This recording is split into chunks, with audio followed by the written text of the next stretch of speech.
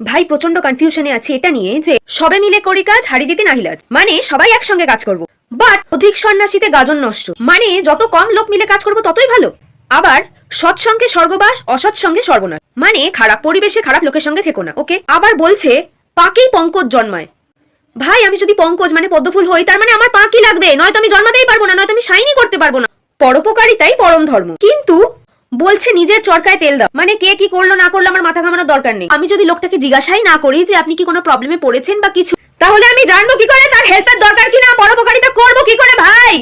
এদিকে বলছে ঝোপ বুঝে কোপ মার, আবার বলছে ভাবিয়া করিও কাজ, করিয়া ভাবিও না। আচ্ছা এরকম যখন সিচুয়েশন থাকবে যে হঠাৎ করে কিছু করতে হবে, তখন আমি তাহলে কোনটা ফলো করবো? ঝোপ বুঝে কোপ মারবো নাকি ভাবার জন্য সময় নেব? এদিকে বলছে দুষ্টু গরুর থেকে শূন্য গোয়াল ভালো, আবার বলছে নেই মামার থেকে কানা মামা ভালো। আমার যদি একটা মামা থাকে যে মামাটা কানা এবং সে দুষ্টু, তাহলে আমি কি করবো? আরে ভাই করবো তো করবো কি, শুনবো তো শুনবো কি?